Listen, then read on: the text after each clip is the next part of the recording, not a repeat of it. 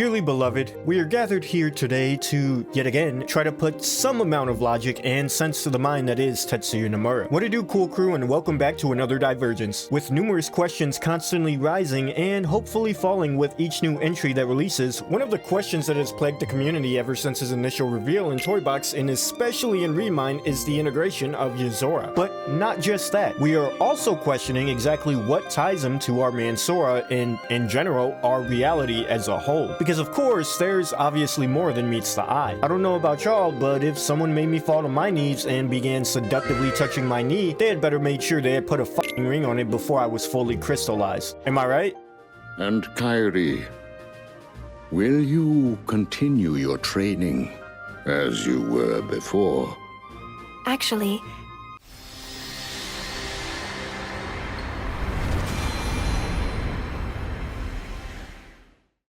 Oh, there you are, Chowder. She is my friend. Try me and convict me. Chowder, you get back over here right this second. But I don't want to. Chowder, do not make me. Padidi, what comes after number 29? Ceviche, I told you not to. 30! 30 comes after 29. Yes, indeed. Yeah, you would say that, and to think I even considered you a friend.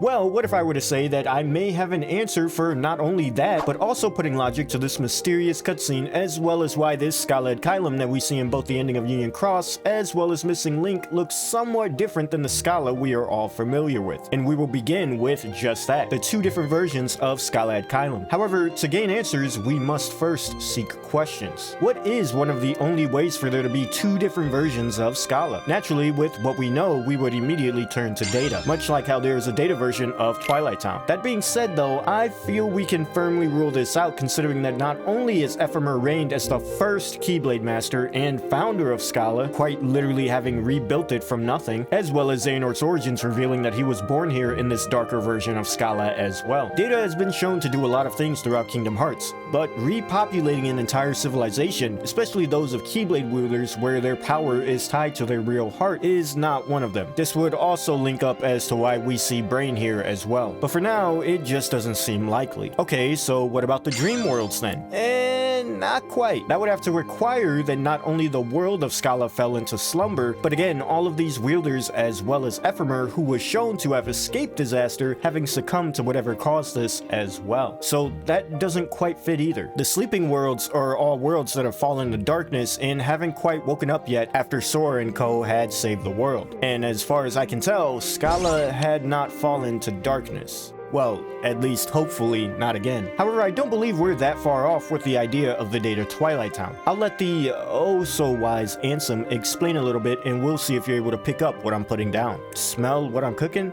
Yeah, I'ma shut up now. You would assume that he's referring to the realm of darkness, but that clearly isn't the case here, wouldn't you say? Where voices can't reach. The other side of our world. Of reality.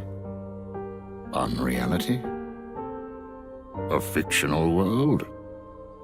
Fictional? I'm afraid such mysteries are beyond our comprehension.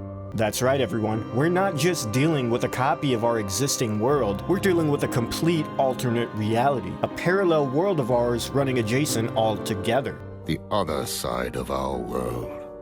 Of reality. The other side.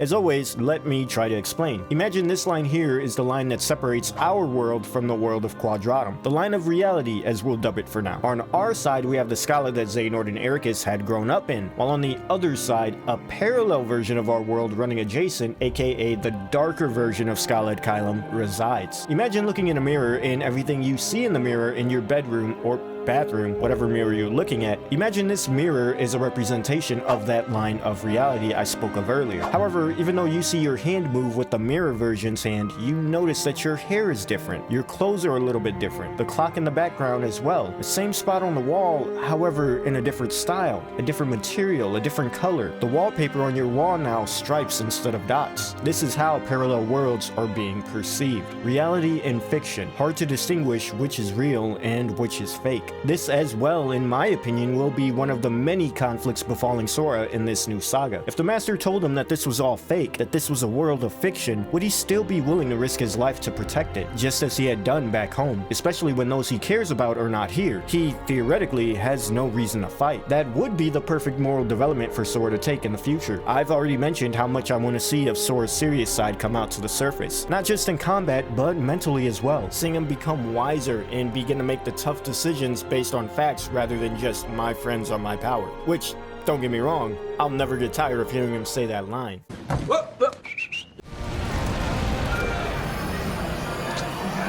friends are my power!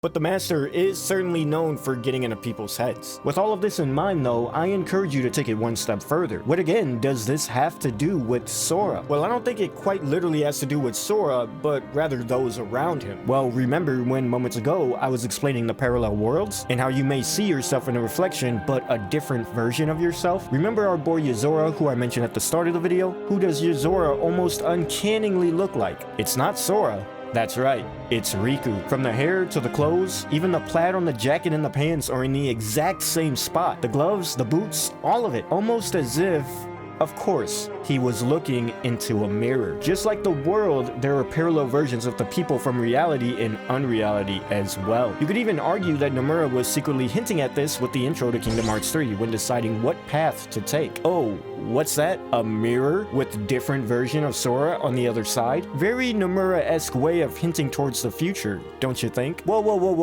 okay. Let's not stop there though. Let's take this even a step further. The Nameless Star. At this point, it's basically all but confirmed that the Nameless Star and this girl we see from the Virum Rex trailer are one and the same. And who does this girl look awfully familiar to? Perhaps another certain character that we know when they had their long hair? That's right, Kairi, the hair, the blue eyes. Again, we see this practically exact copy of a character from our world in Unreality. And if we wanted to really take it a step further, again, as mentioned earlier, this would explain this secret movie at the ending of Kingdom Hearts 1, where we see a girl who looks awfully familiar to Kairi, however, wearing a completely different outfit that we've never seen Kairi wear at any point. And the name of the scene that this is a part of is Another Side, Another Story. The other side of our world. Of reality. Unreality. A fictional world.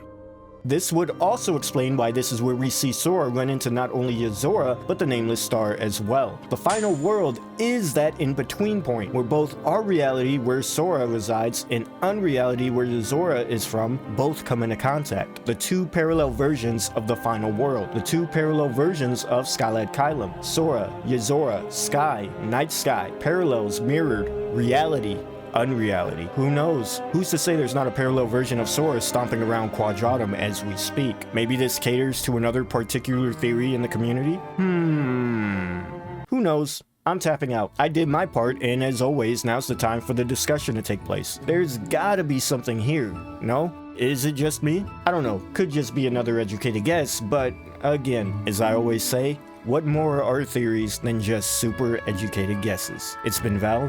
I love your faces, and I'll see you guys in the next one. Have a fantastic day. Later.